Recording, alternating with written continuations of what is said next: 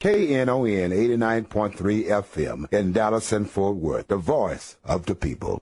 Business owners, tell KNON's listeners about your business. You can put your business or event on KNON. KNON currently has space available to run announcements for you.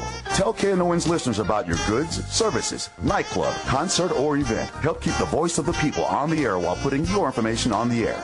KNON's been named the #1 radio station in Dallas by both the Dallas Observer and D Magazine. Put your business with Dallas's #1 station. Call now for more information at 214-828-9500, extension 227, or extension 233. For more information, go to knon.org and click on the Run Spots on KNON page. It's a great way for your business to support community radio while letting more people know about you. All right, we've got it now. Well, good morning, good morning, good morning. This is Church Information and Open Forum. I'm Marion Barnett, your host. We got a lot of things going on, a lot of things to talk about. Our first guest this morning is going to be a young man that's a musician and activist in Los Angeles, California. And you'll be hearing from him. He's a political activist and musician. And we'll be hearing about the Christopher Dorner case, what's going on in L.A., what are they saying in Los Angeles? What's the local media in California saying? Will there be an investigation? Will it be carried farther? Will it die? But we'll be hearing from them. But right now, we got some announcements we'd like to make. And you get your pen and paper out. And Mr. Greg Barber will be coming later on in the program. Will be coming later on in the program. And he will give you the Solution in Action job line. But right now, we'd like to talk about the Texas Construction Career Academy job training program. This is going from March 18th through March 29th. That'll be Monday through Friday, 8 a.m. to 5 p.m. There's no cost to it. The University of Texas of Arlington Division in Enterprise Development has been selected to lead the Texas Construction Career Academy for the Texas Department of Transportation. The academy is funded by the U.S. Department of Transportation Federal Highway Administration to provide training to increase students' ability to be hired by highway construction and federal aid projects.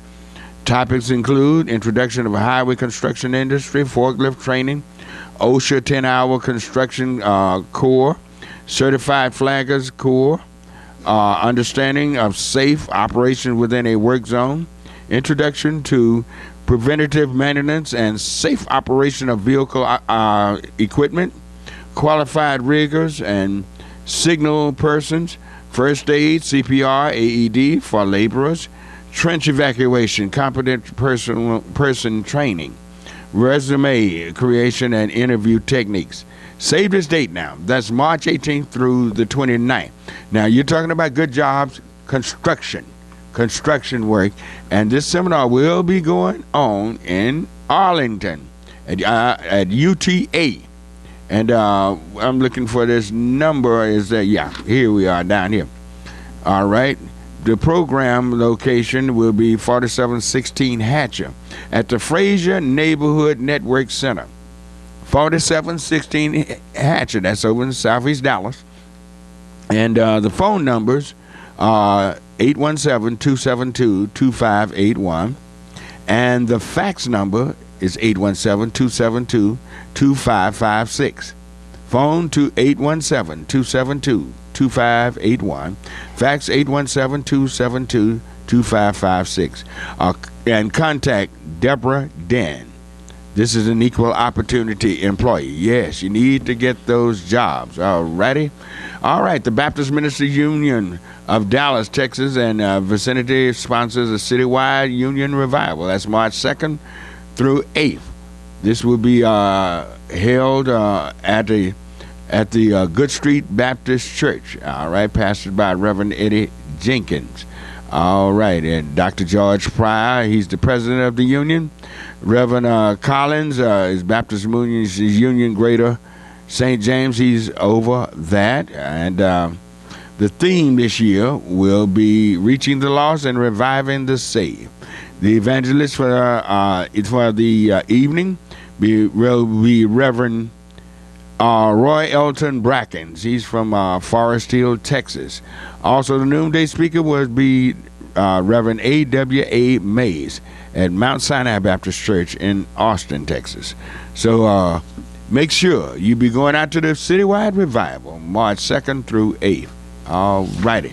Got a lot of other announcements for you. We'll be making later on in the program. Here's my good friend, Brother Andrews, the Deliverance Baptist Church, 2614 Ann Arbor, here in the city of Dallas. The Reverend Kenneth Andrews is the pastor.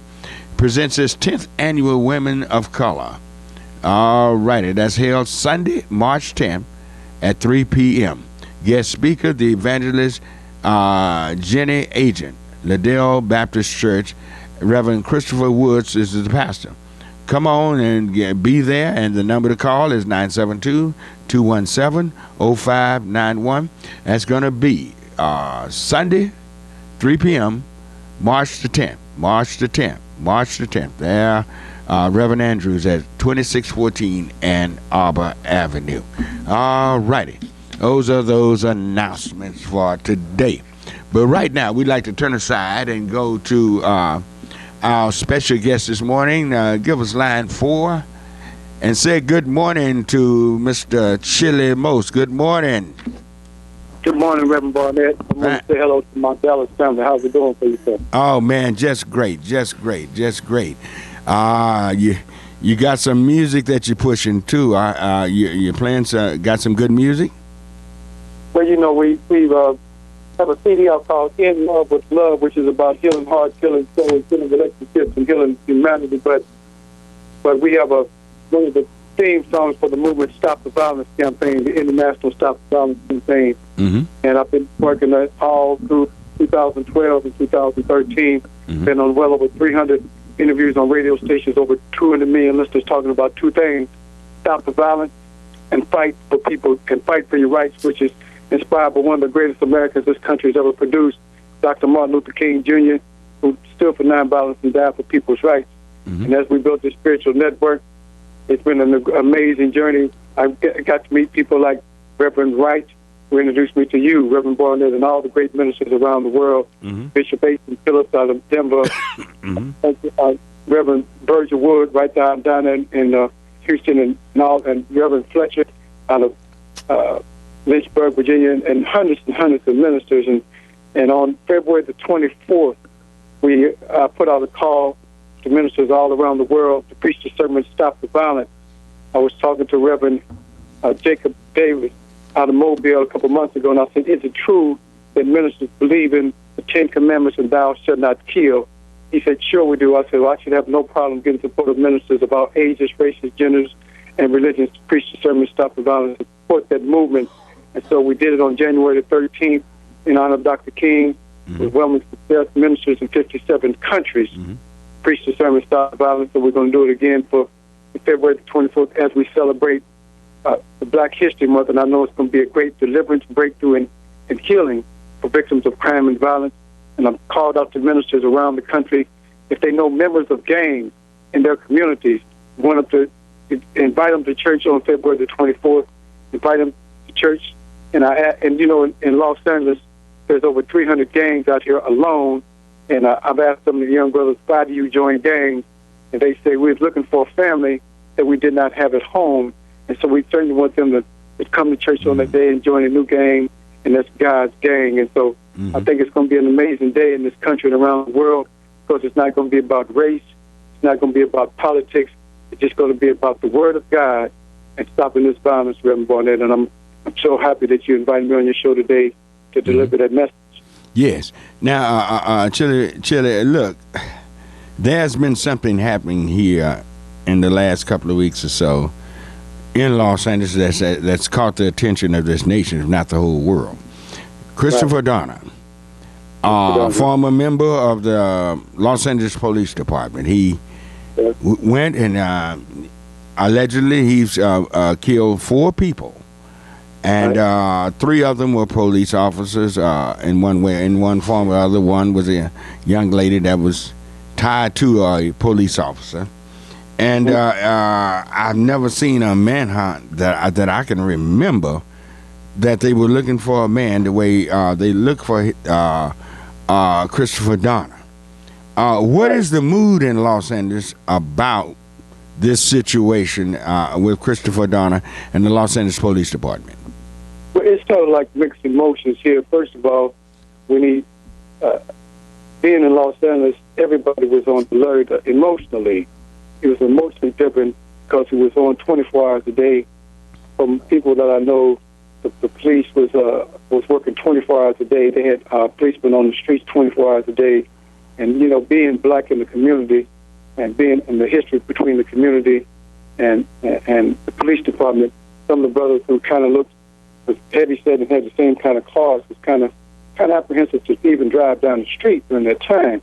I know one brother was kind of like that, but any time that you shoot a police officer, then there's an all-out manhunt for you. And I think I look at it from a spiritual perspective. I look at it as this man who certainly, you look at his record, hit a good record, but I think that it was a demonic spirit in this guy, because I think that when you look around, thou shalt not kill stays in my mind, and I think that he could have handled it differently. I think that the devil kind of got him to do things he didn't want to do. Even when he carjacked some people and they got in the car, he said, "I don't want to hurt you." So I think God was working with him on that end, and the people said he didn't want to hurt them. And then, but still, he ended up burning to death. So I think that the demonic spirit led him to do those things, and I think that's the ultimate goal, the ultimate end, is that he was taken over by the devil, and I think that's why he burned like that. But the people out here are in the outrage because of how it was handled, letting this man burn like that, and so it's just mixed emotions all the way around. Well, now, what is the reputation of the LAPD in the black community and in Los Angeles? Well, it's always been tension. It's always been tension all the way back, even before the Watch riots. It's always been tension. I think it's getting better every day. And as I go around the country, and we send the National Stop for Violence campaign, every city I go to, I want to make sure that we get I'm going to ask, first thing I ask for, the great ministers in those cities. I think ministers have always been the backbone of this country, and they always had a relationship with the city council and the mayors and the police department. And I think that we must have a better relationship between the police department and the community. And I think it's improving. It was at an all-time low 20 years ago certainly with Rodney King, and how 20-some police officers stood by as this man was beaten halfway to death, and then the city was on fire. And I think there's been a movement to heal the community. I think it can be improved. Of course, it always could be better, but I think there's always a tension between the community and the people of the community. But it is improving, and I think that right now, with this in the forefront, you'll see steps taken on both sides to help heal the community. Now, when people talk about it, I've talked to several people from Los Angeles, they have a very, very hostile, negative view of the LA police, and they say that they're rogue cops. There are just so many of them, and they're brutal toward African Americans, and they are very rude. Have you found that to be true in your experience in Los Angeles? Well, in my experience in Los Angeles, I can understand with some of the young brothers feel like that, because, let me just say this. For the most part, 98% of the police get up just like you and me. They hug their wife, they kiss their children, they go off to work. They don't know what they're going to see in the streets of Los Angeles, and they will do a great job. Then you have 1 or 2% who do those things, and it kind of puts a black eye on the whole police department. And so I think the media, the International Stop the Violence campaign, is about changing the mindset of humanity. And if we're going to change the mindset of all humanity, we must also change the mindset of the media. I think the media, I'm sure we're supposed to find out if rogue cops are doing wrong, but they should also show some of the great things that the police are doing. That way you can have a balance, and people focusing on the media. If you're always seeing things that are negative, and any news that you see, the first 7 to 8 minutes is all about killing and this and that and the other. But I think if we start showing positive stories about what they do every day, how they save lives, you never see a story about a policeman coming on and saving somebody's life and doing things that they do that's good. Because the media, the thing with the media is if it bleeds, it leads. And so they always have these kind of stories. But certainly there can be some improvement in the police department, and there's been tension, but it's improving. You say it's improving in Los Angeles. Now, do you think this particular case here will just go away and die, or will there be investigations into the Los Angeles Police Department? There's investigations going on now. When he got suspended, his counterpart is supposed to allegedly kick somebody and something like that, and he reported it, and they suspended him for that. And I think now that they're reopening that case, and I think there's going to be an investigation about. But they always have been under investigation when things like that happen, and certainly people are going to look at all sides of this story, because we have to look at all sides of the story in order to heal. Killing most is about healing the community, and we must change the mindset. I look at this gun control law that they're trying to put in, and I'm certain I'm against assault weapons that's on the streets. Any man that's a thinking person don't want these big assault weapons on the streets. But there's 315. I tell you what, Chili Most, we're up against a break, and we'll be back in just a moment. And if you just joined us, this is radio station Knon 89.3 FM on your dial with the voice of the people. And we're up against a short break, and you can call us at 972-647-1893. We're in the midst of our winter pledge drive. We need those pledges coming in. 972-647-1892. That is the number to call. We have not reached our quota. We need that money coming in. 972-647-1893. We'll be right back. Community radio provides the kind of programming you won't find anywhere else on the dial. Nowhere else can you find such a variety of formats and personalities in North Texas as on KNON. But this is only possible through the support of our listeners. KNON depends on listener support to stay on the air. Now is the time for you to help keep this show on the air. This pledge drive will continue until the station reaches its goal. If you're waiting out the pledge drive, you might be waiting out the existence of this show on KNON too. So don't wait for someone else to do it. Without the support of people like you, there wouldn't be any community radio on the air in North Texas. So take a few minutes and make a pledge. 972-647-1893. 972-647-1893 to keep your favorite programs on KNON. Dallas J. Spivey Productions presents the Gigantic Gospel Concert 2013, featuring some of the gospel artists like the Rance Allen Group, Doc McKenzie and the Highlights, George Dean and the Gospel 4, Lee Williams and the Spiritual QC. 13 at Friendship West Baptist Church, 2020 West Wheatland Road in Dallas, with the Rance Allen, Doc McKenzie and the Highlights, George Dean and the Gospel 4, Lee Williams and the Spiritual QC, Tim Rogers and the Fellas, and Lil Roy and the Revelations. Saturday, April 13th. Doors open at 3 p.m. Show starts at 4. Tickets at ticketweb.com. Friendship West Baptist Church and J. Spivey Productions at 877-291-1918. Would you help a word to burn? This is Sonny Boy Mark, and I'd like to take a minute here to tell you about over 60 minutes of great blues listening available now on KNON's Texas Blues Radio Volume 5 Blues CD. This is some great stuff, folks. 15 tracks from the Two Tones, Blues Boy Bo, Betty Whittington, Andrea Dawson, Kirkland James, Sonny Colley, Johnny Red and the Roosters, the Chris Watson Band, the Rough Cut Blues Band, Jeff Stone with Charlie Love, David Millsap, Sir Loin and the Ass Kicking Machine, Michael J. and the Paul Bird Band, and JJ and the Detonators. The 1,000 copies we made are selling fast, and we won't reissue it. Get yours now at Forever Young Records in Grand Prairie, Record Town in Fort Worth, and in Dallas at Bill's Records and Rewind Music. The CD is available as a download at cdbaby.com. All proceeds benefit KNON, sponsored by Forever Young Records. Vinyl copies available at Forever Young Records only. For more info on Texas Blues Radio Volume 5, visit knon.org. Your ears been bending for some blues? Well, feed them the real thing with Texas Blues Radio Volume 5.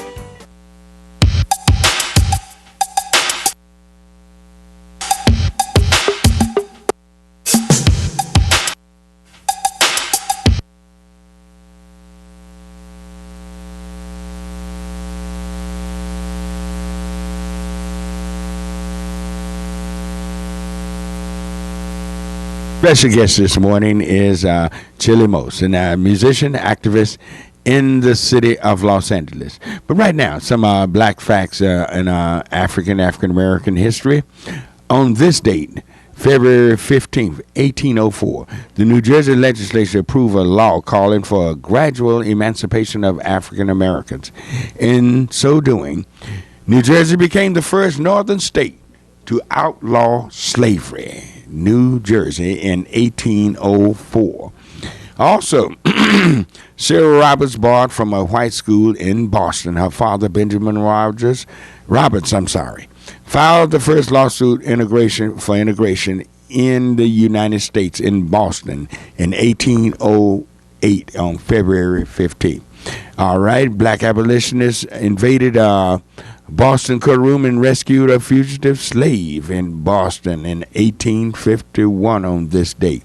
1961, U.S. and African nationalists protesting the slaying of Congo Premier Patrice Lumumba disrupts in the UN sessions. This was on February 15th, 1961. 1964, Louis Armstrong records Hello Dolly and became his only number one hit. One of the greatest jazz musicians of all time. His only number one hit, 1964, he recorded Hello Dolly on February 15th. Also on February 15th, 1965, Nat King Cole, singer and pianist, died in Santa Monica, California on this date in 1965. Also on this date, Henry Andrews became the first African American to lead a symphony orchestra in the United States. Henry Lewis, first American to lead, black African American leader and symphony orchestra in the United States as late as 1968. All right, in 1970, nationalists disrupted the UN session of the Congo demonstration for slain Congo leader. Yeah, we have gotten that, Patrice Lumumba. All right, we got some lines open. 972-647-1893. Our guest this morning is Chili Mose, and we want to Chili, are you there? Yes, sir. All righty, we need some pledges coming in also. 972-647-1893. 972-647-1893. 972-647-1893. Call in your tax deductible pledges. Nothing too small, nothing definitely too great. All righty. Now, Chili, you're saying you see it getting better in Los Angeles with the black community and the Los Angeles Police Department. You feel like it's becoming better. Why do you think this man, you say you think it was satanically done that he would go and kill those in protest to his firing? But now he claims he has a film that would prove that he was telling the truth, and they railroaded him out of the police department because he was telling the truth and would tell on those rogue officers. What do you think about that? Well, he probably does. I'm not saying that this man doesn't have that. And I think that it's always been police departments across the country always stay together, and a lot of times things are covered up to protect each other. But still, when you look at this from a spiritual aspect, the devil is out to kill and destroy. And so I think that since he was troubled with this information, I think it's still in my mind, thou shalt not kill. And I don't think that me as a person would go out and take other people's lives because I have a beef with somebody with my employer. And so I think... Haven't America been a violent nation since its conception? Yes, it has. And it's funny that you say this. I was talking to on an interview a few weeks ago, and the guy was talking about Newtown, Connecticut, and really that was a tragedy, the young people getting killed like that. And he said there's more violence in this country than it's ever been. And he went on like that, and he said, what do you think? I said, well, it's certainly more people committing violence, more people in the world. I said, but, what would you have said on the 6 o'clock news then when the two worst Holocaust 500 years ago was happening with the African American Holocaust as we came through the Middle Passage, and the Native American Holocaust happening at the same time. So this country was founded on violence. But I still think that even though it was founded on violence, God is in control. We must not lose the importance of the Word of God. That's why February 24th is so important. As ministers around the world will stand with one accord and preach the sermon, stop the violence all around the world. And I think that the Word of God has been underestimated. And I know that the millions of ministers doing this, we must change this frequency. If you want to, there's a frequency of crime and violence in the minds and hearts of people in the world today. If you want to go to KNON, you must go to 89.3. If that's back on the dial, you can't get it at 102.5. And so we must change this frequency of crime and violence in people in the hearts and people's minds into a frequency of love. And that's what In Love with Love is all about. And this God International Stop the Violence movement is about changing the mindset of all of humanity. And I want people on, there's things that we're sending out to ministers around the world. We're sending out flyers that's going to churches around the world. And I want the flyer to go to the barbershops, to the beauty salons, to the places where people eat, the restaurants and the barbecue places. I want it to go to the liquor stores. I want it to go to the recreation centers, to the homeless shelters. I want the people in the streets. I want the pimps and the prostitutes and the crackheads and the drug addicts and the alcoholics and the brothers hanging out on the corners and the people at jobs. I want everybody who faces violence every day to get a flyer, and they will see that it says preachers, ministers worldwide will be preaching stop the violence. And I think the Spirit of God would move in the people who get these flyers around this country and around the world. And we must change this frequency of crime and violence into a frequency of love, Reverend Barnett. And you're a great man of God like Reverend Ronald Wright, the Justice Seekers of Texas, and all these other great ministers, women and men are all around the world of all ages, races, genders, and religions. As they preach this sermon, we're changing the mindset of all humanity. Okay. All right. But now, let me ask you something. You mentioned how the heavyset black men were afraid to ride the streets of Los Angeles as long as this was going on. Do young, slim, slender white males, are they afraid to ride the streets after all the killings they've done in America?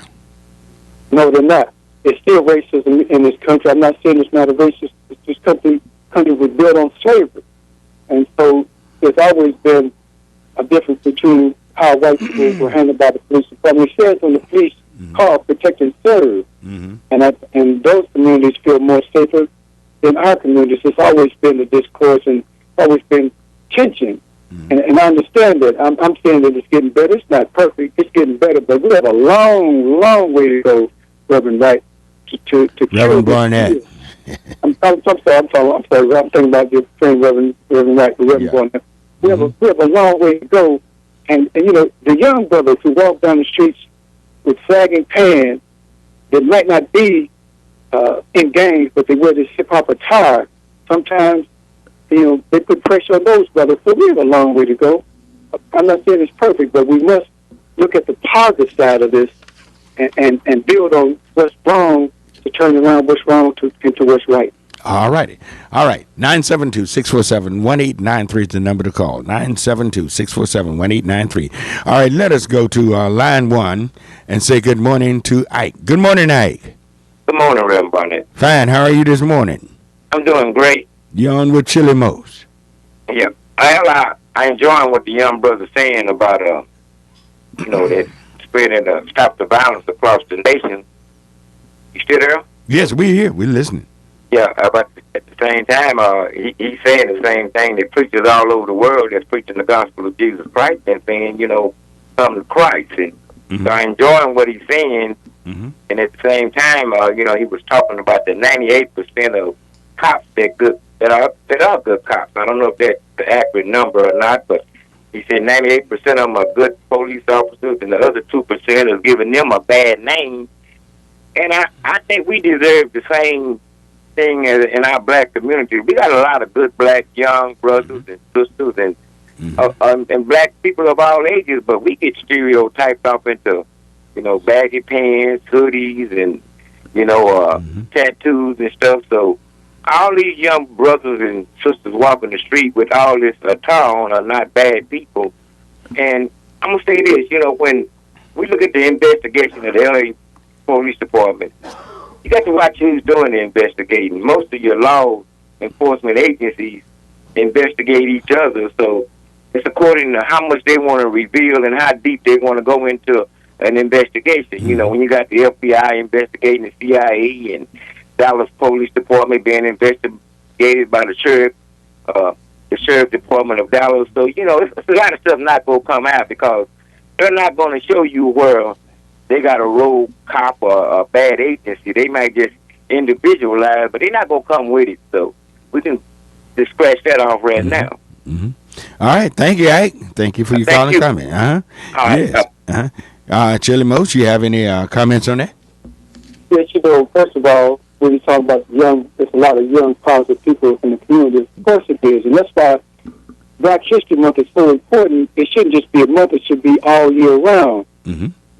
And that's what we're talking about, change the mindset of the media. There's so many great things that's happening in our community, but we must make sure that we tell our story. History is not his story; it's our story. Yeah. And so we must change the perception.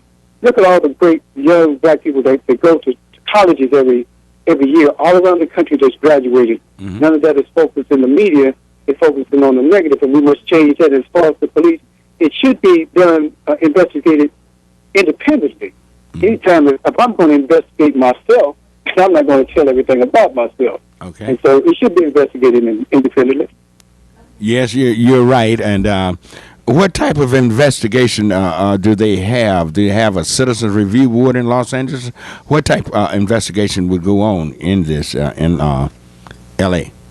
Well, you know, they've not really decided exactly how they're going to investigate it. I know the police department had a press conference the other day, and the sheriff said that he's going to investigate, reopen the case again, but that's not going to be good enough for the people of Los Angeles. And so we're going to see how this goes in the upcoming week. Mm-hmm. And they're behind the scenes getting that together now, and it hasn't been quite decided yet. But I'm looking. Everybody in Los Angeles is looking at this very closely. Very much so. Now, really, Chili Most, the nation is watching this. And the world. Yeah, and the world. Because everybody's watching. Yeah, because this is not happening just in Los Angeles. No, this is happening nationwide, and it's been a problem for years and years and years. And this man, I hate the killing happened, but it did. Mm-hmm. But he's dead, so it's up to us who are still alive to do an investigation, a thorough investigation, and do something about this problem that the African American community has with the police departments across America. Exactly right. And if you look up in Oakland, Mm-hmm. in the Bay Area. Oh my God, that used to be. See, I can remember all the way back to the 50s, 60s. I went through the 60s. I was a teenager and grown in the 60s and the 70s. Los Angeles, Oakland, all of these particular cities, Dallas, you name it, Houston, Chicago, New York, everywhere, Atlanta. There was so much brutality dished out by the Dallas Police Departments and Atlanta Police Department, Chicago. You name the city, New Orleans. Until this day, you realize how terrible New Orleans is. They're just something. What will we do to really make sure that this doesn't get swept under the table? Tell you what, let's go back to our phone line. Let's go to line 2 and say good morning to Joe. All righty. Good morning, Joe. Hi, Reverend Barnett. How you doing? How Fine. you doing, Kelly? You doing all right this morning? Oh, outstanding. Enjoyed the show. I made a contribution now last week for your show. Yeah, thank you, Joe. I certainly appreciate it, and thank you for saying it, because I definitely need more money coming in. Oh, definitely. And those extra hours you got, you needed them. Yes. Actually, I'd like to know I'd like you to expound on your knowledge of Mr. Dorner, how well you knew him, and if there were any problem with he and his compatriots, what have you, before he broke that code of blue. We know that once you break that code of blue, you'll never be trusted, and you're probably going to be held as suspect before, but once you break it, you'll never be trusted, and that's going to be a bad relationship. If you could expound on that, if you have knowledge on his relationship with the police department he worked for prior to breaking the code of blue? Well, from what I understand, I didn't know him personally, but I understand this man had a great record and had done some great things. But you're exactly right. There's a code of blue not only in Los Angeles, but around the country. Everybody knows about this. And once you break that code of blue, you're an outlaw, and they treat you like an outlaw, and he was suspended and all those things. But I think that it's up to the people. It's always been up to the people, as Reverend Barnett was saying. We must keep a close eye and hold our city officials accountable. And if people don't, if the city officials don't do what the people want, then you do what you're supposed to do. You vote them out and vote people in who represent the people. And so we must hold our city officials accountable and make sure that they represent the people. What is Mayor Viragosa saying about this? Well, the mayor is a stand-up guy. He's saying that he wants to get to the bottom of this. Certainly he wanted to make sure that brother was caught and brought in to be tried. And I don't think the mayor wanted him to end up dead. Everybody wanted to hear this man's story. And I think that he's trying to get to the bottom of this, just like any mayor, because the eyes is on him. He represents the city, and the eyes of the country and the world is on him. So I think he's doing a job that he has to do to make sure that the truth really gets out. Mm-hmm. All right. Thank you, Joe. Thank you for your call. All right. I'm up against a short break, and you can give me a call, and please call me in a pledge, 972-647-1893. 972-647-1893. We in our winter pledge drive. Please call me in a pledge, 972-647-1893. We'll be right back. Jim Hightower has moved to be a part of KNON's Speak Up Saturday. Jim Hightower's segments can now be heard at the start of each of KNON's great talk programming, starting at 7 a.m. with Reverend Marion Barnett's show, Church Information and Open Forum, with the news and talk of South Dallas. Then at 9, the CWA presents Workers Beat with the news and talk of the unions, hosted by Gene Lance and Bonnie Matthias. At 10, the Dallas Observer presents Get Off My Lawn with Jim Schutz, bringing you the other side of Dallas news. Finishing up Speak Up Saturdays at 11 is Lambda Weekly with the news and talk of the LGBTQ community, hosted by David Taffet, Patty Fink, and Laurent Landis. Now starting at each of these shows is Jim Hightower's insightful segment at 7, 8, 9, 10, and 11 a.m. each and every Saturday morning right here on the Voice of the People, Knon 89.3 FM. KNON depends on listener support to stay on the air, and now is the time for you to help keep this show on the air. If you like what you're hearing and want to show your appreciation for great community radio, pick up the phone and call to make a pledge. Call 972-647-1893 or go online to knon.org. Don't wait for someone else to do it. Without the support of our listeners, there won't be any community radio on the air in North Texas. So take a few minutes to make a pledge. Call 972-647-1893 or go online to knon.org.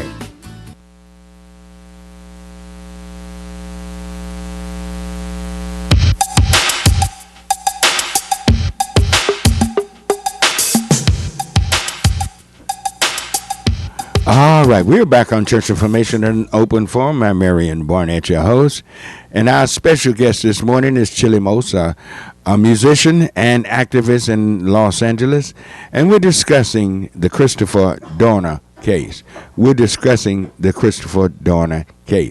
So we need for you to call us a pledge in, 972-647-1893. 972-647-1893, and we would definitely take your calls, and we'll definitely take your pledge. This is our fall. I keep saying fall, but this is winter. The weather is so nice, and here in Dallas. How is it in L.A., Chili Mose? It's great out here. It's supposed to be 80 degrees today. I don't want anybody to hang up and get mad, but it's supposed to be 80 degrees. No. We're not kicking too hard in Dallas. We probably might reach in the 60s. We were around 70 yesterday, so it's not bad. It's not bad for Texas. And right. we got so much going on, but we just want to feel the pulse of somebody that's an activist and really have the pulse of Los Angeles and what's going on. what are the people on the streets are saying that you talk to? It like I said, it's mixed emotions. The brothers and sisters on the street are always concerned of the perception of black people in this country and how we've been treated by the police department. I was talking to a man just last night, and he was saying as he was walking down the street, the police stopped and looked at him, and he looked at them, and the police had a look on their face like they was ashamed about how this ended. But I know that the relationships are getting better. I never believed for 1 second that he was going to get out of this alive. Now, I never believed that. I knew that if he walked into the LAPD with his hands up, with nothing on, and hands straight up, they would have killed him. There's no way he was going to get out of this alive. And I think he knew it, because when you read the manifesto and read about what he said and how he described his situation, his plight in the Los Angeles Police Department, and how he was treated, and how everything had come down, how he had thought so much, wanted to be so much a part of it, because he came out of the military and was decorated soldier and everything, that really he became so disenchanted he knew he would die. But he said he had to do what he had to do. Now, it's a situation that really he thought so much of his situation that he was willing to die for it. And he killed. We feel like that's not good. All human life is valuable. All human life is valuable. But this is the only way he felt like he could make his statement. Now, what statement we as a people, what are we gonna make?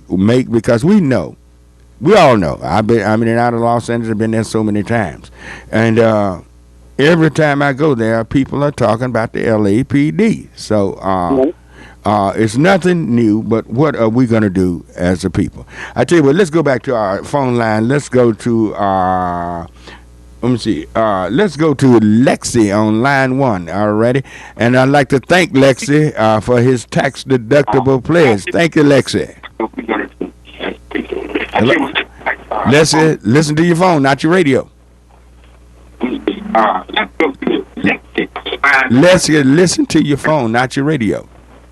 Hello. Yeah, listen to your phone, not your radio. Yes, fine. You doing all right?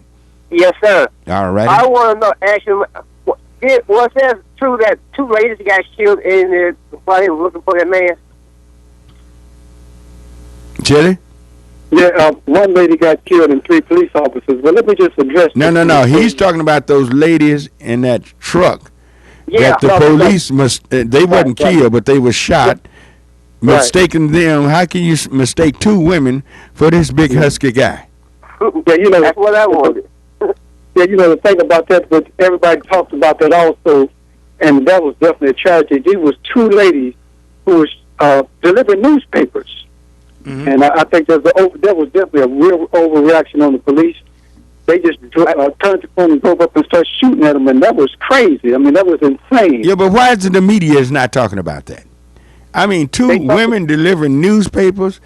They don't look anything like this big husky guy, but they were shot. They just pulled up there and started shooting them because they said they thought that they were, both of them were Donner. Come on, that makes no sense. No sense at all. And they said they had a similar type of car, and these were 2 Korean ladies. Yeah, 2 Korean, and if we follow history, they're probably small women because most Koreans aren't as large as Americans. And Donner was a big guy. Yeah, that didn't make any sense at all. But when you was talking about earlier about him knowing that he was going to be killed, in my mind, and just from a spiritual point of view, if he would have went to the church, to one of the great ministers like you, Reverend Barnett or Reverend Wright, or one of these guys, and then brought into police custody, his life would still be alive today. Yeah, I wish he could have gotten to somebody that could have turned him in, and would have been witnessing. Yes, our congregation would have been fine because the congregation would have had to go down to the police station and everybody around him and everything, maybe they wouldn't have killed him then, but I don't know what would have happened afterwards. But I said on last week, I knew he'd never get out of this alive. There's no way you're going to kill police officers in Los Angeles, hardly anywhere, and come back alive. No. But the media has totally ignored the shooting of these 2 Korean women, thinking, because they said it looked like a truck that he was driving. Just shot him. Right, that was insane. And I think now that this guy his life has been taken, that's kind of been pushed under the rug, and we're going to see. But the people in Los Angeles is not going to stand for that. They're going to stand up and put this story back out in front, how it was, because it was an overreaction. But look, once again, I say, if he went to a church, if he went to Reverend Charles Blake, Bishop Charles Blake, or Reverend Noel Jones, Bishop Noel Jones' church, and got with them and brought into the police department, he would still be alive today, sir. All right.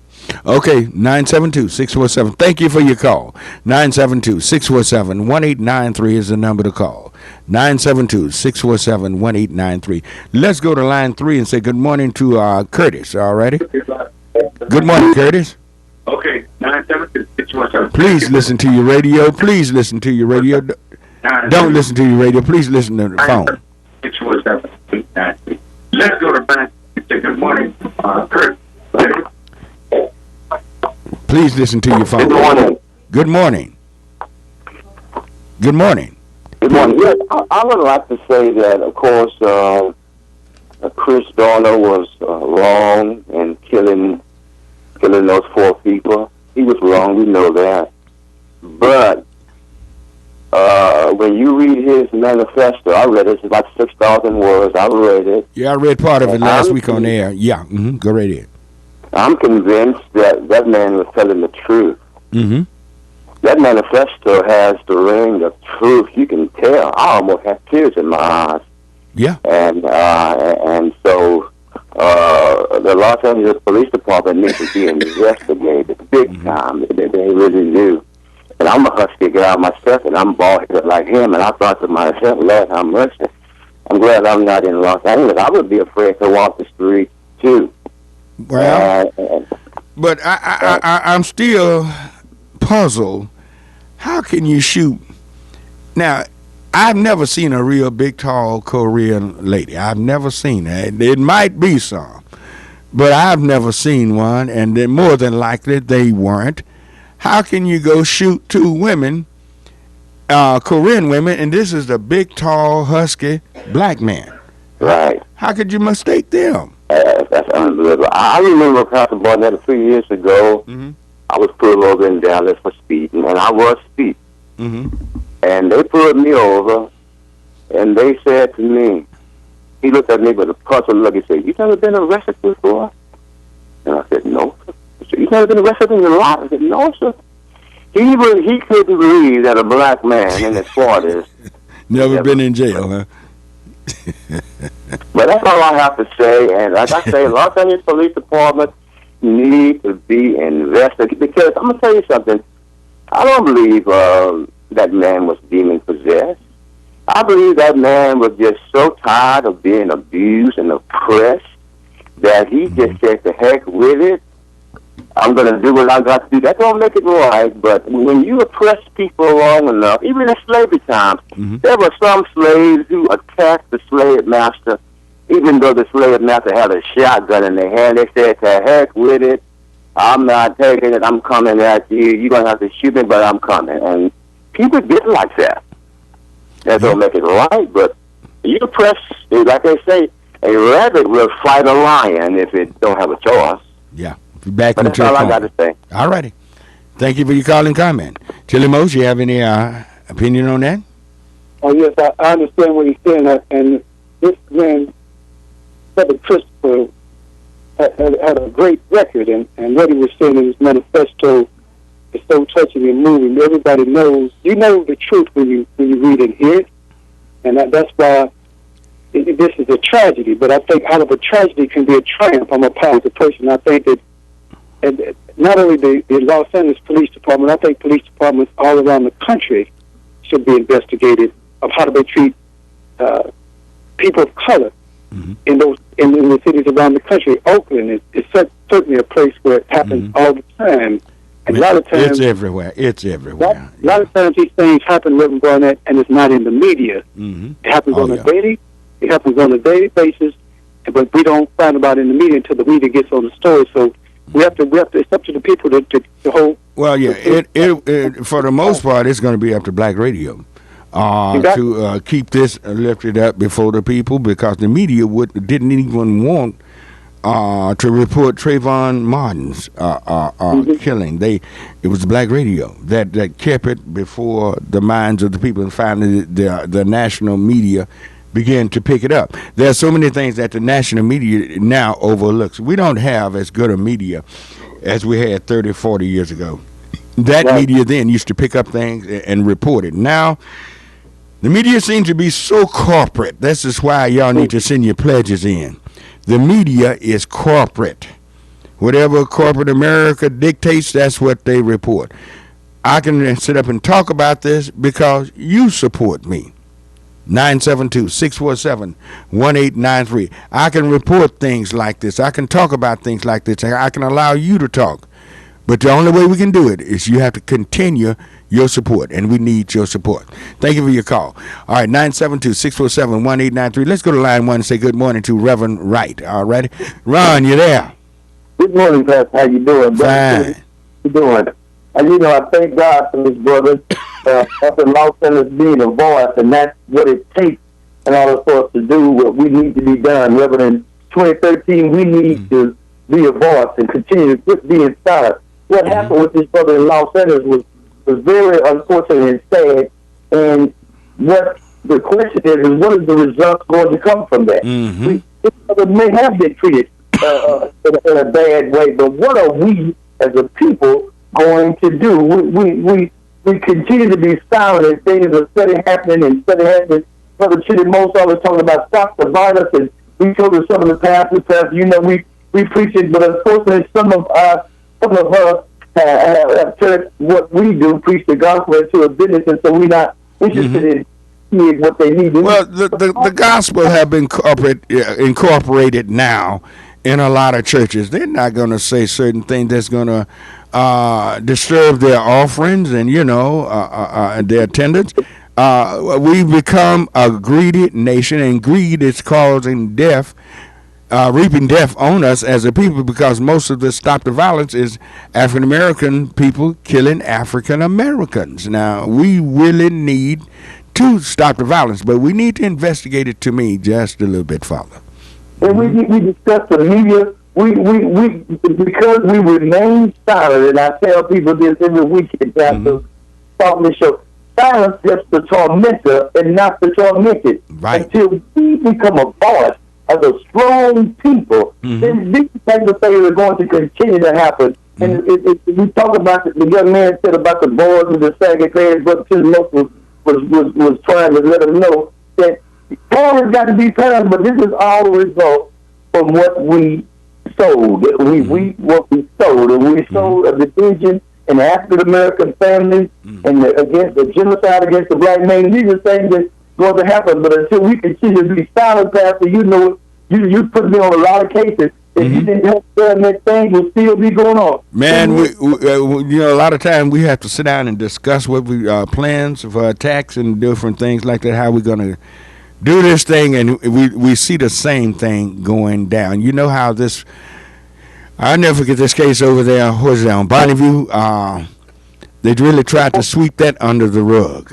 We had to expose that. You remember, what's the name of those apartments there on Bonneview? You remember that case? Yeah, I can remember the war with not the Tobias Mackey case where the police shot the boy innocently. Yeah. And the family is now suing the Dallas Police Department. The same thing that LA Police Department goes through. We go through all over the United States. Dallas the same way. You remember some 15, 20 years ago, Pastor. That was the thing called a Lateral, that's the neckwear strike. We called it the chokehold when wasn't nobody getting killed by the black men. That's right. We stood up and became a voice and eliminated that whole tactic. None of us started shooting. But as long as we keep silent, we're going to continue to go through things like what happened in Los Angeles. Brother Chitty, I thank God for you, brother. Continue to keep fighting up there in L.A., and God knows me and the pastor going to continue to keep fighting down here. God bless you. All righty. Thank you, Reverend Wright. All right. 972-647-1893. 972-647-1893. I need some pledges coming in. 972-647-1893. Come on. We can continue the talk of truth. We're on the side of truth. Seeking truth. We need truth. And we need some money to keep the truth going. We need it. Corporate America has plenty of money. They can have all the conservative talk shows on. They can have some of the lighthearted shows on. They have everything that's going to keep you uninformed. But we're here to inform you on what's going on in America because you support us. 972-647-1893 is the number to call. Let's go to line 2 and say good morning to James from Palestine, Texas. Good morning, James.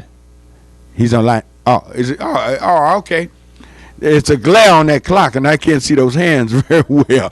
All right. I'm up against a short break, and I tell you what, you're going to hear the superstar. What is it? Dino De Laurentiis will be coming on in just a moment. That's filming the program. And we'll be back in just 1 minute. You are listening to KNON 89.3 FM Dallas Fort Worth. Pledge now. Call 972-647-1893 now to make your pledge. Wall Street bankers have such fun. I don't mean merely at their year-end bonus bashes, when each one rakes in more dollar bills than a tall tree has leaves, but year-round. For example, one group of scamps are paid to invent crazy investment packages that go bang after unsuspecting suckers, otherwise known as customers, buy them. Called CDOs, collateralized debt obligations, such packages were the nuclear whoopee cushions that in 2007 crashed the housing market and our entire economy. Yet not a single one of these financial rascals was held accountable by federal authorities. So we commoners have not even been told about the details of the destructive inside jokes they were playing on us. However, a lawsuit filed against Morgan Stanley by a Taiwanese bank has now laid bare one of these prank investment packages titled Stack. This $500 million CDO was literally stacked against those who bought it, including the Taiwan bank, because Morgan's fun-loving packagers deliberately filled it with bad housing loans. Here's the punchline. Morgan Stanley secretly put down a $170 million bet that the load of investment garbage it put in Stack would cause the CDO to fail, which it did. In short, these Wall Street jesters created Stack so Morgan Stanley could bet against it and cash in, even as the bank peddled it around the world as a safe and sound investment. The lawsuit unleashed an especially fun set of exchanges among the bankers over what to name their mischievous CDO. Hitman suggested one, Nuclear Holocaust offered another, but the most telling title idea was a bag of excrement. This is Jim Hightower saying, of course, they are the real bags of excrement. Yet by refusing to prosecute them, the government has winked at their hilarity, allowing them to keep doing their slapstick CDO routines. This is William, your videographer for the KNON talk shows. You can watch church information and forum by going to the KNON.org website. Click on schedules to the left side of your screen. Choose Church Information and Forums page. Scroll to the bottom of that page, then choose your favorite show to watch or download. This show will be ready for viewing by lunchtime Tuesday. Have a great day.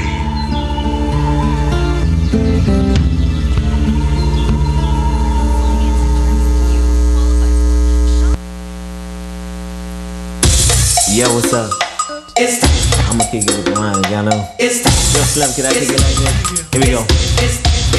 Well, it's time to make that change. People of the world today are fading. All of us have our ups and downs. You better think about it or you won't be around. What we need is a little bit of love, sent by one from heaven up above. Jacob T is simple and plain. This ain't no game, you know what I'm saying? What? It's time. Yep. Time to make the change. Here we go. We are the people who can do it. Oh yeah. It's time to make the change. one time. All right, we are back on the second session of Church Information and Open Forum, 8 o'clock hour, and we need to raise some money. We didn't get much in the first hour. 972-647-1893 is the number to call. 972-647-1893. Call us in a tax-deductible pledge. We need your pledges coming. Come on now. 972-647-1893. You got 3 months to pay that pledge. I know some of you probably sitting there now, probably still in bed or whatever, driving along the highways and byways and all over North Texas, all over East Texas, and all down in Central Texas, everywhere. You're saying, I don't have it on me right now. But you have 3 months to pay that pledge. You have 3 months, and I know you can come up with some money in 3 months to keep us on the air. Keep us on the air. 972-647-1893 is the number to call. We need your money coming in. 972-647-1893. Call us. And we need that money coming in. Also tonight at 3902 Opal Street, right in here in the city of Dallas, a block off of Lancaster.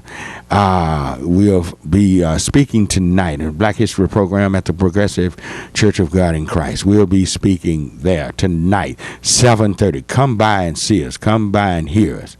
3902 Opal. I'd love to see you all there. Come by. A lot of you need to come by. We'll be talking about Black History, but I come from the Bible also with it, and we try to enlighten and inspire and have some inspiration. Don't worry about it. You have plenty of inspiration and all of that. God has given us the gift to do a little of it, pretty good. And come by and see us at the Progressive Church of God in Christ tonight, pastored by Elder Tommy Taylor. All righty, he'll be there, and all other will be there.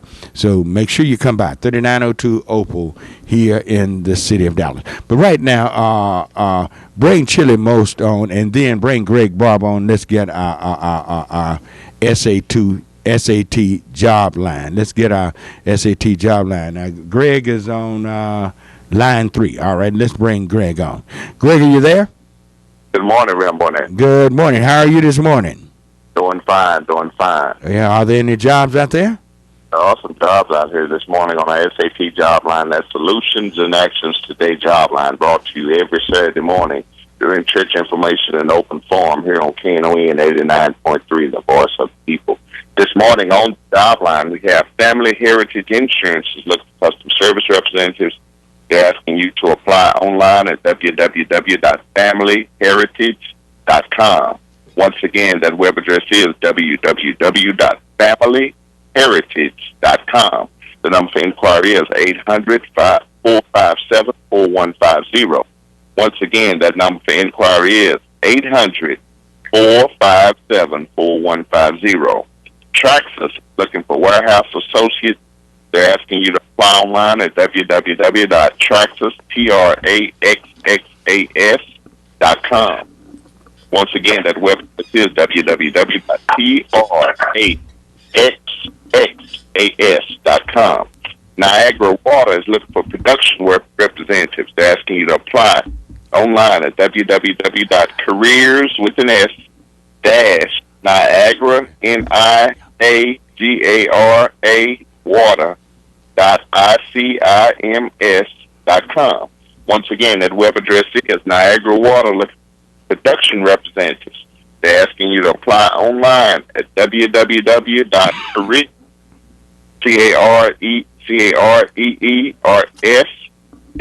Niagara, water, water.icims.com. John Deere is looking for customer service representatives. They're asking you to apply online at www.johndeere, JOHNDEERE.TALEO.net. Once again, that's John Deere is looking for customer service representatives. They're asking you to apply online at www.johndeere.taleo.net. Honeywell is looking for warehouse workers. They're asking you to apply online at www.honeywell.com. Once again, that's Honeywell. Look for warehouse workers. They're asking you to apply online at www.honeywell.com. Silverwing Productions is looking for productions operators. They're asking you to apply in person at 11210 Goodnight Lane, Dallas, Texas, zip code 75229. Once again, Silverwing Productions look for productions operators. They're asking you to apply in person Monday through Friday, 8 to 5 at 11210 Goodnight Lane, Dallas, Texas, zip code 75229.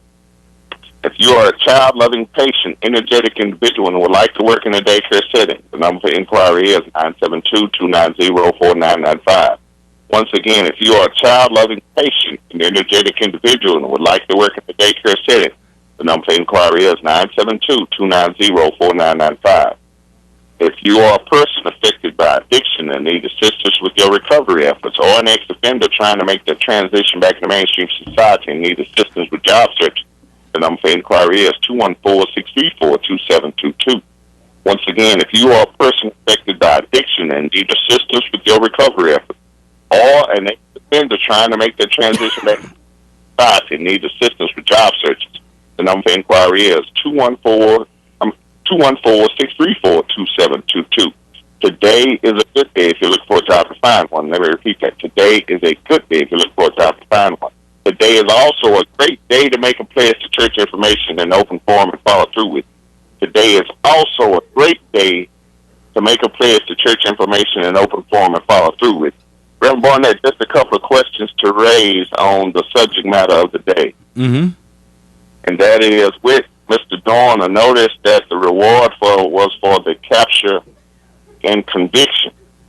I said from the outset of that incident or that event, they had no intent on bringing him back alive. No. He had some information that they did not want to get out. Hence, he said he would stop on a moment's notice and turn himself in if they would reevaluate or reinvestigate the case or the situation in which he was fired. Yeah, he said, look at the, he had tapes, of what's going on. He has a video. And he sent it to the media. He didn't just send it. He sent it to the media. Yeah. But let's look at, don't just look at that case. Look at everything that has happened. What case? Now, this gentleman that broke away here in Grapevine, protocol. Hello? I'm here. Did you cut him off? No, I'm here. Okay, all right, get ready. Mm-hmm. You do not make random stops anywhere. Anytime you stop, you stop at the local prison or jail and check that prisoner in. Protocols were not followed. Procedures were not followed. No. But notice, the gentleman there was a DA killed in Kaufman. Notice that case has dropped out of the media totally. Wow. That's been said about. Correct. That's correct. That was shot at point blank. He was public enemy number one. But since this gentleman out of Florida came and he happens to be of the minority, now he became public enemy number one. That one went cold. Mm-hmm. Then you have the case, Mr. Dorner was not just a police officer. He was a veteran by armed forces. Decorated military man. He was a decorated military man. Then, Reverend Barnett, you know yourself, when you've been in the military, we've had special ops forces all around us, and there's some in our society today. Right. But they've never been at liberty to discuss or to disclose their operations or actions when they were in action in a military function. Well, let me ask Chili Most about this. What do you think about America? Why is America so afraid and so nervous and upset? Why is it we're afraid to discuss race in America? Because race is this country was built on slavery, and it's a funny thing when President Barack Obama was first brought into office as our president. They wanted to act like we don't have to discuss race no more because you have a black president. No. And so that's just an illusion. Mm-hmm. Race is at the core, is the core of what's wrong with the society today. As you look straight across the board, how education is done in this country, everything is based on race. And But it's up for the people once again, like the guy who just was on your show and Reverend Ronald Wright and you, and it's up to the people to turn the situation around. Let me just say this: when I talk about stop the violence, I talk about everybody stopping the violence. African brothers, gangbangers, Caucasian brothers, Latinos, Asians, Christians, and Muslims. Everybody kill their own people more than anybody else. If you look at the numbers, white people kill more white people than black people kill more black people. It's more white on white crime, but it's not in the media. The media wants to focus on black people like we're the only ones killing each other. So I look at the International Stop the Violence campaign globally, and I think there's good people in all races, and as we've been building the spiritual network, we've been all coming together, and it's up to the people, and we're going to move forward. All the good people moving forward with one accord, and that's the key. With one accord, and we'll turn this thing around. All right. Well, I have a question for him on that, in that all of your gun advocates want to advocate. They make their basis on the fact that we want to be ready for the gangs when the gangs come about. And gangs are not massively killing Anglos, Caucasians. Gang folk kill people that look like them. And they're not killing nearby in the numbers that in your last 5 incidents, the majority of the folks perpetrating these actions have not been folks in gangs. But yes, all of their responses to any type of gun restrictions or anything gun legislation is, well, we want to be ready when the gangs come about. And statistics. Well, and you know what the heart of that is? That's race. Yeah, that's race. That's race. And we're afraid to discuss that, seemingly, in America. Ain't no seemingly. We're afraid to discuss it. It will never end. It will never truly get better until we sit down and discuss this and find out. We believe we know what's at the core of all this. Why? Is there fear? What's going on? But nobody in America, and I tell you what, of all the last 4 presidents that we've had, I hate to say it, President Obama has mentioned the word black less than any of the other last 4 presidents, including Reagan. Why is it? Why is it? He and you know I support him, but he doesn't seem to be trying to cure this situation. He lived this experience. He lived the life that we live. When the average African American drive, I leave this place, police car behind me, I know good and well that those lights can pop on at any time. They want to see my license, want to see the average white person get out on the street. They see the police, they feel comfortable because they're being protected. They know they're going to serve them. It doesn't have the same feeling when you are black in America and see a police car. Let's be honest about it. Let's talk about it. Let's make sure that we have this opportunity, and let's not let this harvest pass. We don't need to sugarcoat it, half step behind it. We need to make sure that we get the word out, and we need to bring this discussion to a head about race in America. True, Reverend Barnett, but we must make that the peace, and both of you have mentioned that this country was founded on slave labor. Violence, too. And they are getting back. They want to get back. Hence, your wages are going down. They want to get back to that slave-free. Let's tell it what it is. Free labor. Right. They want to get back to that. So you must tie that piece in. Economics is at the heart of all of this, racism.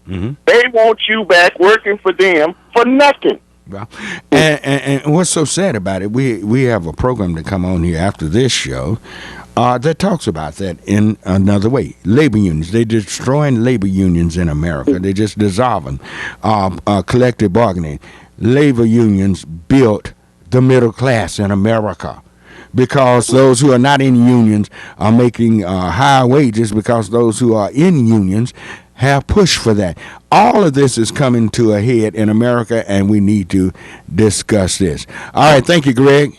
All right. Thank you. That clears the line. 972-647-1893. 972-647-1893. We need some pledges coming in. 972-647-1893. We need some pledges coming in. 972-647-1893. Let's go to line 2 and say good morning to James. All righty. Good morning, James. Good morning, Reverend Barnett. Fine. How are you this morning? I'm doing great. I appreciate everything you're doing, and so many have already said a lot of things I would like to say.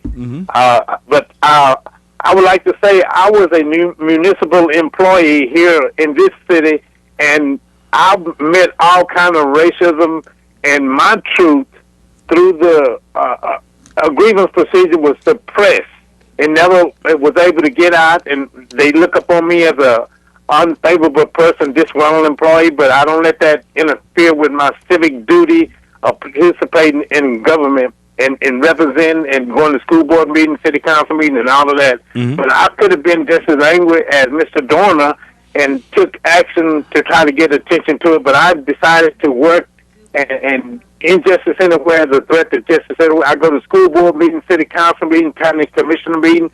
I'm trying to get the word out. I'm trying to get these preachers to get on board and do what Jesus said. He said he came to minister to, not to be ministered unto. We're talking about Jesus and do what he's saying. But I would like to say this about Mr. Dorner. What happened with him is he had put his manifesto out there that he wanted to come in and talk and discuss this, but then he first offered that. Yes, sir. But when that happened, all of a sudden, after they surrounded this cabin and he shot those 2 officers, they found out that one of them died. And if you go back and watch MSNBC and listen and watch the interview with the Reverend Al Sharpton and those people that he interviewed, if you listen to their conversation, they reminded me of the old slave master because the whole table turned around. They didn't want to hear the truth. They want Mr. Dorner to come in and say anything. So when I hear and I saw that fire burning, I thought about the old slaves during the Civil War when they burned a bunch of them up in these houses rather than to let them out of there. They nailed the doors to shut them up or whatever they had to do, but you were not coming out alive like so many have said. And they suppressed this truth with this man. But if you would, all of you listening, go back, pull up the MSNBC Reverend Al Sharpton program, and listen to the interview of the psychiatrist and all the other people that he spoke with, and you will see and hear the same thing. They were not going to let that man out of there, and I believe they killed the truth in there. I don't believe Mr. Dorner committed suicide or anything like that. I think they just made sure that the truth didn't come out. Just like I'm being pressed down here in the newspaper, they criticize me, say, I say this and that like that, but it's not going to stop me from doing the work that I do. And right quick, before I close out, just the other day, Wednesday, I was in Bryan, Texas, at the NAACP program, and it was called Pipeline to Prison. You're familiar with it. You talked about it on your program. They started in the school system, sending our young people to prison, and this was a great program. I videoed it, and maybe one of these times I get to share it with you, but that's what's happening, the same type thing. Mr. Dorner might have been exposed to a lot of that, and he took the action he thought was necessary, regardless of, the consequences. But like I say, he wanted to come in, but they were not going to let him in because many people's careers and everything else would have been cut off if that man had got there and spoke on that, on the witness stand when the whole the United States and the world would have been listening to what he was saying. All righty. Thank you, James. Thank you so much. All right. Is it break time? We're up against a short break, and you can call us at 972-647-1893. We need that tax-deductible pledge coming in. 972-647-1893 is that number to call that pledge in. We'll be right back. KNON depends on listener support to stay on the air. Now is the time for you to help keep this show on the air. If you like what you are hearing and want to show your appreciation for great community radio, pick up the phone and call to make a pledge. 972-647-1893. That's 972-647-1893. Don't wait for someone else to do it. Without the support of our listeners, there won't be any community radio on the air in North Texas. So take a few minutes to make a pledge. 972-647-1893. Dallas J. Spiver Productions presents the Gigantic Gospel Concert 2013, featuring some of the gospel artists like the Rance Allen Group, Dr. George Dean and the Gospel 4. Lee Williams and the Spiritual QC. Tim Rogers and the Fellas. Little Roy and the Revelations. Saturday, April 13th at Friendship West Baptist Church, 2020 West Wheatland Road in Dallas. With the Rance Allen, Doc McKenzie and the Highlight. George Dean and the Gospel 4. Lee Williams and the Spiritual QC. Tim Rogers and the Fellas. And Lil Roy and the Revelations. Saturday, April 13th. Doors open at 3 p.m. Show starts at 4. Tickets at ticketweb.com. Friendship West Baptist Church and Jay Spivey Productions at 877-291-1918. Would you help a word to burn? This is Sunny Boy Mark, and I'd like to take a minute here to tell you about over 60 minutes of great blues listening available now on KNON's Texas Blues Radio Volume 5 Blues CD. This is some great stuff, folks. 15 tracks from the Two Tones, Blues Boy Bo, Buddy Whittington, Andrea Dawson, Kirkland James, Sonny Colley, Johnny Red and the Roosters, the Chris Watson Band, the Rough Cut Blues Band, Jeff Stone with Charlie Love, David Millsap, Sir Loin and the Ass Kicking Machine, Michael J. and the Paul Bird Band, and JJ and the Detonators. The 1,000 copies we made are selling fast, and we won't reissue it. Get yours now at Forever Young Records in Grand Prairie, Record Town in Fort Worth, and in Dallas at Bill's Records and Rewind Music. The CD is available as a download at cdbaby.com. All proceeds benefit KNON, sponsored by Forever Young Records. Vinyl copies available at Forever Young Records only. For more info on Texas Blues Radio Volume 5, visit knon.org. Your ears been bending for some blues? Well, feed them the real thing with Texas Blues Radio Volume 5.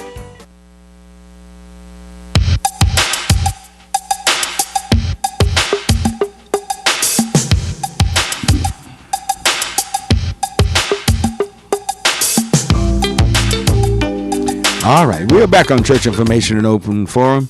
I'm Marion Barnett, your host. Our special guest is Chili Most, a singer, musician, activist in Los Angeles, and he's here. He's with us this morning. Chili Most, are you going to be traveling much in coming months and coming time? Yes, I'm just following the lead that God opens up the doors that He's opened up for me, and at some point I do believe there's going to be a Chili Most Stop the Violence In Love with Love tour as we go forward, and I want everybody who's listening today, to go to YouTube, put in Chili Most, CHILIMOST, Fight for Your Rights, see the video. It was a dedication to Dr. King, and as you guys were talking about the unions, the breaking up of the unions, people are trying to turn back the clock and take away all the rights that we strive for and gotten with the civil rights movement in the 60s. So check that out. You can go to chilimostmusic.com and keep up with what I'm doing around the country, or IMMUZ.com with the great Paula Moffett. Ministers out there, you can reach me at 323-983-1135. That's 323-983-1135. But yes, hopefully when God opens up these doors, there will be a Chili Most sighting in the city near you. All righty. We are excited about having you here. But while I got this, I was looking at this.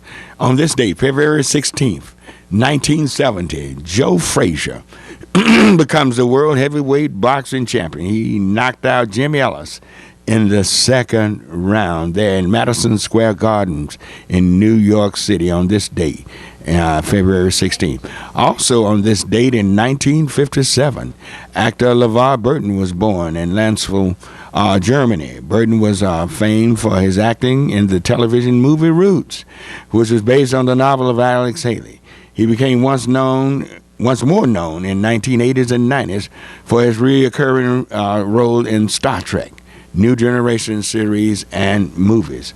Also on February 16, 1951, the New York City Council passed a bill prohibiting racial discrimination in New York City.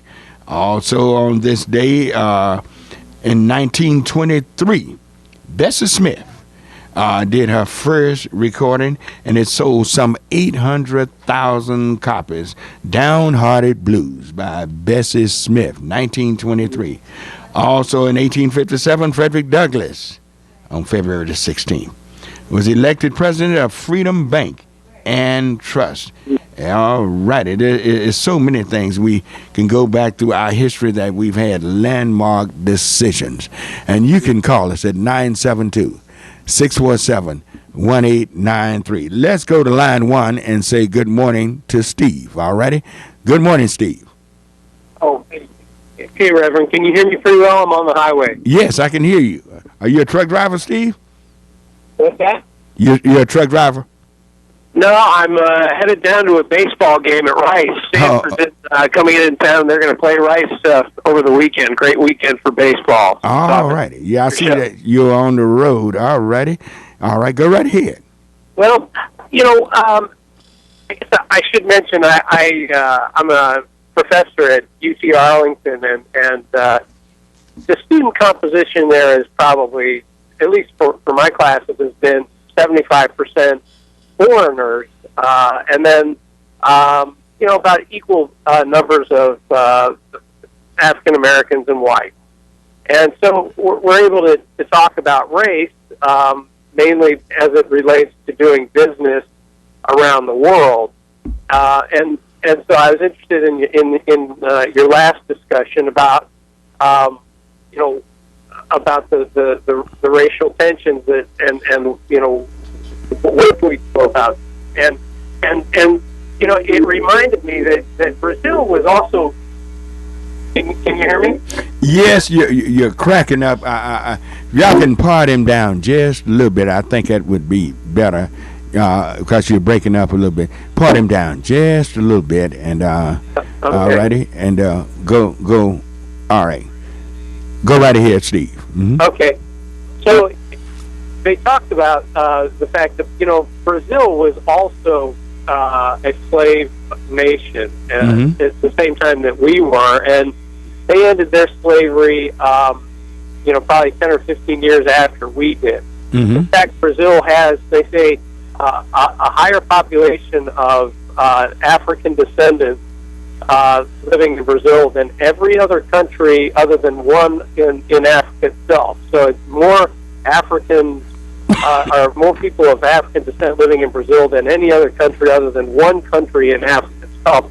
And yet they don't have the same racial tensions that we have because they've tried to make it invisible by encouraging intermarriage between the races. And I wondered, we went from there to a talk about United Colors of Benetton and how they tried to do an advertising campaign for their store where they wanted to unite black and white. And they eventually had to stop their advertising campaign because African Americans were uncomfortable with the images of that they were showing, and because they thought that it depicted African Americans in a subservient way to whites. And so my question is, wouldn't it be a good idea if we could turn race invisible by encouraging intermarriage? And what do African Americans like you think of that? Why would we want to be have race invisible? Why would we want to do something like that? Because then there's nobody to hate. Well, why do we have to hate because of color? Mostly, it's because of a difference. I think people do a difference, and if people are, I think the reality of human nature has been that if you get a group together and they all kind of share the same roots culturally, that they form a tighter bond and are a more united. Well, I look at that like this. That's not facing reality. There will just because people are different colors. The only way we can stop the hatred is to bring them all together and mix everybody up, and we don't have any more so-called white people or black people or anything. I think what we need to do is what our guest this morning talked about, is really go to Jesus and rid hate out of our hearts. See, if something is embedded in your heart, it's not mixing is not going to help that. There will always be something within that person to want to hate because of color, and it's so ignorant. It's ignorant. It's not, and it's stupid to hate because of color. You got great people on both sides of the fence. You got great people that have done great things in America of all hues. And if people want to get together, that's them. But just to say this is the best way to rid America of hatred, I see a lot of mixed children, and many times many of them tell me they end up with more hatred toward them than probably the average black person. So I don't know. Chili Most, what's your opinion of that? Well, I think that certainly love itself has no color. You fall in love with somebody from another race. That's okay. But let me also say that we must be proud of our own heritage. We cannot forget where we come from. We have to know where we come from to know what we're doing forward. And a lot of times they want us to be invisible. How can our history be invisible? How can what we've been through be invisible? And so I don't buy into this what he's saying completely. I know that there's only two emotions: fear and love. All the negative emotions come up under fear, and all the positive emotions come up under love. And so we must get people to stop reacting out of fear toward one another. And once they learn how to walk in love with one another, and that's the key. The key is the Word of God. And so it's not to try to hide the past by being invisible. Invisible is not. Yeah. You're talking about that colorblind society, right? Right. We must be proud of our heritage. Mm-hmm. That's what's wrong with our children today. A lot of children. Well, they're not aware of their heritage whatsoever. No. Yeah. We don't know our history. So if our young black kids don't know what Rosa Parks and all Cedric Douglass and all the people of the past, the civil rights movement, of how their opportunities come because of what they strove to do in the civil rights movement, and we erase the history, but they don't know who they are. And so we must know where we came from to know where we're going as a people. All righty. We thank you for your call and comment. All righty. That clears the line. 972-647-1893. 972-647-1893. We need some tax-deductible pledges coming in. 972-647-1893 is the number to call. 972-647-1893. We need some pledges coming in. That call is gone. Yes. 972-647-1893. 1893. We're getting a real hard buzz in there in our headset. 972-647-1893 is the number to call. Yes, we need that. We there are those who have different opinions about this racial issue, but it's not going to go away trying to get people to get together, marry one another, and dissolve the races. No, that's not going to change the history of either group of people, and that history will always be there, and there will always be, and rightfully so, those who want to identify with their historical past. Chili, what's going to happen in Los Angeles? Where are you going? We've got to wrap it up. What's going to be happening in Los Angeles?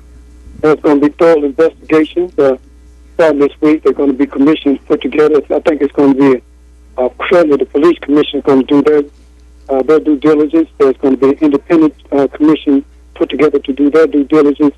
And at the end of the day, I can't sit here and tell you that all the truth is going to come out, but it's up to the people to get to the bottom of this. And so I'm for the people. I'm for what's right. And I think at the end of the day, some of that truth will be brought out. I know the media is going to try to sugarcoat it. They've always tried to sugarcoat the truth. Mm-hmm. But it's up to you. It's up to your voice. It's up to Reverend Ronald Wright's voice. It's up to the media to make sure that this issue stays out in the forefront. What have Maxine Waters said about this?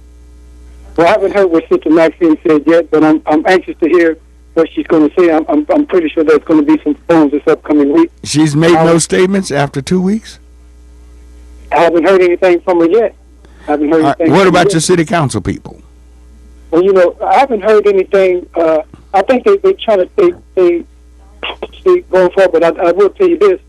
This week, you'll hear voices straight across the community because this is on the forefront of the consciousness of everybody. And so people can't hide. what's happened in Los Angeles, and you'll be hearing from those voices. All righty. All right. Thank you, Chili Most. Thank you for being our guest, and you have a wonderful, wonderful day. All righty. Thank you so much, and God bless. God bless you.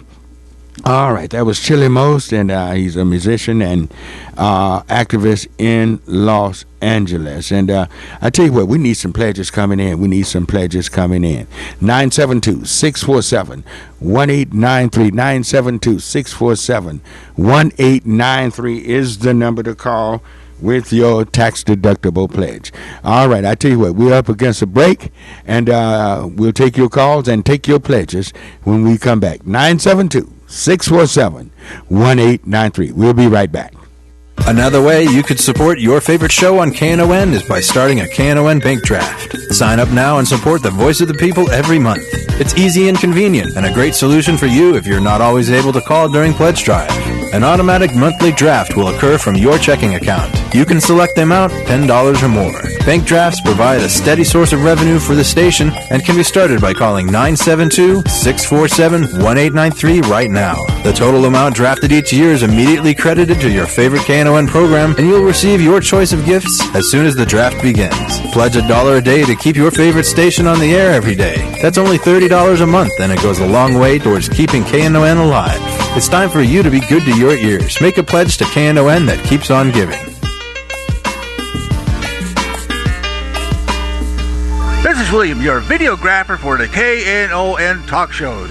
You can watch church information and forum by going to the knon.org website. Click on schedules to the left side of your screen. Choose Church Information and Forums page. Scroll to the bottom of that page, then choose your favorite show to watch or download. This show will be ready for viewing by lunchtime Tuesday. Have a great day.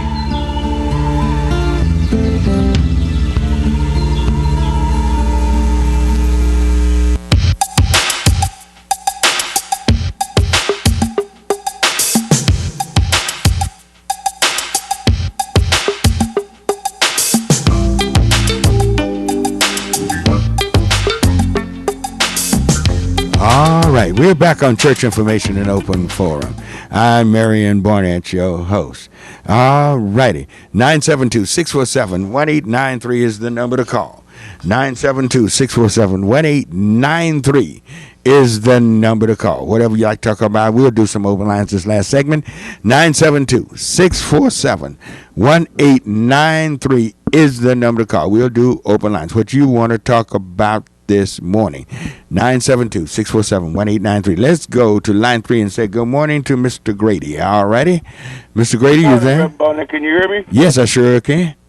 Reverend Barnett, as old as I am, I hate to say this morning, but ain't nothing going to happen. I mean, we know how to shine older stuff, and I don't think that we as a race right now are prepared to deal with a situation like this. Reverend Barnett, it's right now. If we knew what to ask for, or just to give you an example, or how to have something to come out of this situation, to where we could put a hand on it and say this won't happen again, I'm all for it. But Reverend Barnett, we don't even know what to ask the president, and it's time out for us black folks to quit playing. I heard the pastor talking, and he want to be non-confrontational and. And all of that, and that's fine. But, as a black man, sir, and I have black children, I'd be glad when we get to the point where we can discuss racism in a mannerism to where it's going to benefit us instead of us being afraid. So could you kind of help me out to what, we would have to do in order to get past things, like this keep on occurring. And there's nothing that we can do about it, sir. And I appreciate the show, and I think you're doing a wonderful job to expose. Well, answer me this. What question would you ask? If you had a chance to talk with the president, they gave you 30 minutes to talk with President Obama. What would you ask of him? Well, the first thing I would ask President is to, put money back in the system, like he's saying, start at the youth at a very young age. Because, the old ones are basically already entrenched. That body of of hatred in their everyday lives. Yet, on the other end of that, we have to put money back into our communities so we as individuals can have a handle on how it turns out. So when you don't have any money, you can't do anything. Mm-hmm. How would we put money back into the black community? But the main thing we have to do, Reverend Barnett, is put plan and I don't care if it ain't nothing but $1. Anytime you can go to Golden Corral after church and spend $25 a plate, $8 a plate, and then when you get ready to go down to put money in the church, you put $1. Then we want to refocus on investment. All right. What about banks? When they don't lend money, when our communities are redlined, but they signed an agreement when they became a bank that any community that they were in, they would lend money in that community, and they don't keep that agreement. Would you ask him to push that the banks that the government regulates to start doing honestly, walking honestly, and doing what was right in the black community? I think that can be handled differently. We know that John Wiley Price tactics won't work because the media and the people don't like it. But I guarantee you, Reverend Barnett, if we get some people like you, if we get a city council, if we get people of substance to go to these banks, especially the ones that have these big churches money in it, and say, look, we need to redirect some of those funds into our community, and this is how we want it to be spent. And then the diversity, the word we use nowadays like diversity, we're going to spend it on our kids, not just our black kids, and expose it, then something has to be done. Now, we ain't going to get everything, Pastor Barnett, but if we get people like you that's behind the scenes and follow that documentation, something's got to happen, sir. All righty. We thank you for your call and comment. That clears the line. 972-647-1893. 972-647-1893. We need some pledges coming in. Excuse me. We need some tax-deductible pledges coming in. We got every kind of perk you can think of. Mugs, T-shirts, caps, aprons. You name it, we got it. And we want you to send your money in. We need those pledges coming. 972-647-1893.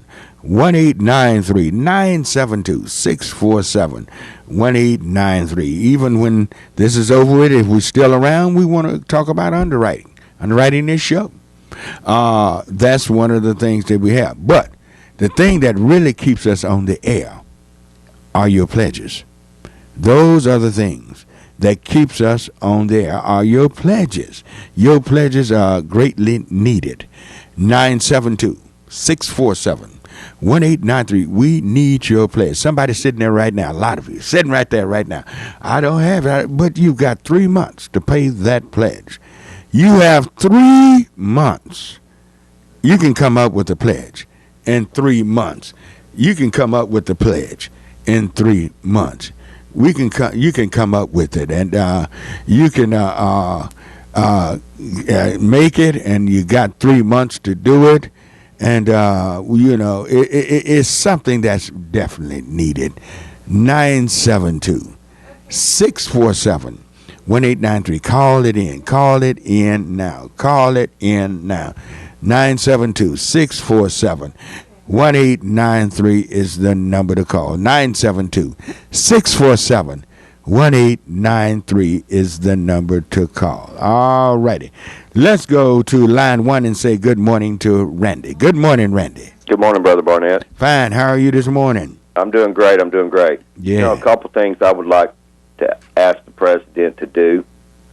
And one thing in his speech that haven't heard anything about is that the minimum wage to be raised to $9 an hour. I hope he pursues that in a strong manner. I mean, everybody knows it probably should be $10 an hour, but hey, 9's better than. Now, answer me something, Randy. Do you think raising the minimum wage? Let's be honest. Does that really raise the standard of living for those people that's making minimum wage? Do you really think that it raises the standard of living?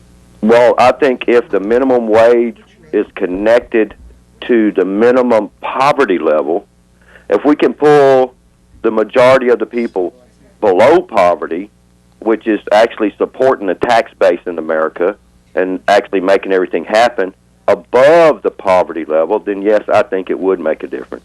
Okay. Now, I hear the argument on both sides, and I understand the argument on both sides.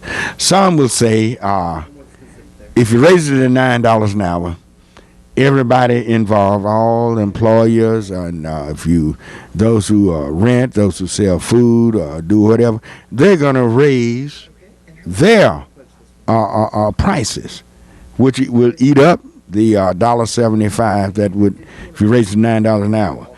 Do you think that's a valid argument, that it will be eaten up, so it'll end up being about the same? I don't think it's a valid argument, because the deal is that we're the bigger corporations that are actually keeping the larger amount of people under in the poverty zone. They're not going to, because they're saying, well, if we have to pay a higher minimum wage to this one person, it'll keep us from hiring this other person. Well, that's not true in reality. What it's going to keep them from doing is going and buying another margarita when they're in the Bahamas, or when they're on a vacation with their kids in California. They're not going to be able to go to Disneyland 3 times instead of 2. That's what it's going to cut back on. I mean, in the reality of it. But, the one most important question that I would pray that the president would answer and would do, stop the hit list. Stop the assassinations without justification. Because why? The fine example that little kids and other people have been killed and named as enemy combatants, which really weren't. But the fine example is we killed a very respected religious man in Yemen this last week, trying to get 3 Taliban people when the priest was there trying to talk them out of what they were wanting to do, trying to bring some sanity to them. But we haven't apologized to that country or nothing. You know what I'm saying? That's the most important, in my personal opinion, because that makes America look just as ruthless, heartless, dictatorship as any other country in the world when you have an assassination list with no justification, especially outside of a country that we're not even at war with. So you're anti-drone, right? I'm anti-drone because you know why, Reverend Barnett? It's going to. I would almost bet my citizenship in America that before the end of this year, there's going to be a drone dropped on one of those drug lords right across the river from America. And when they start getting it over here, when it becomes established somewhere else, it's the norm, it's the standard, and then they start using it here in America. Yeah, and another thing, Randy, you'd like to ask them to make marijuana legal, wouldn't you? Well, I would just like for him to. I would like for him to like research. This is what I would like for him to do: research what has been put on the table as far as facts and numbers, and get the DEA to release it from. The main thing needs to be taken off of Schedule 1 narcotic. Right. That's why it's still illegal, because it's on the Schedule 1 beside heroin and LSD. They're saying marijuana is as dangerous as heroin and LSD. Once it gets removed from Schedule 1, then it'll take its own process. All righty. Thank you. Thank you for your call. All right. That clears the line. 972-647-1893. 972-647-1893. I'd like to thank Sherry Johnson of DeSoto. Thank you for your tax-deductible pledge. Thank you, ma'am. All righty. I'd like to thank Gary Crawford of Mesquite. Thank you, sir. Thank you for your tax-deductible pledge. And you all can call me, 972-647-1893. 972-647-1893 with your tax-deductible pledges. Please call me, 972-647-1893. Let's go to line 3 and say good morning to Gary. All righty. Good morning, Gary. Good morning, Reverend Barnett. How you doing? Fine. You doing all right this morning? I'm doing all right. I just happened to catch your show, man. The world is doing what the words say the world is going to do. It's getting wickeder and wickeder, and things are going to get worse, before they get better. You have to look at individuals and ask people to look at their own self. Look at your heart. What's in your heart?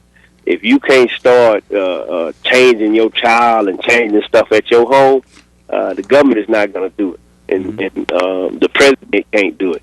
You have to get you have to get people's hearts fixed for themselves. You know, in their home. With education is excellent. You're talking about putting stuff back into this country. We can send billions of dollars overseas to a country, but we can't spend billions of dollars right here in our own country for our own education system. I don't understand that. I don't understand it. You know, well, it's sad now. We are scaling down the wars, and that should bring more money into America if you're spending billions of dollars overseas in wars.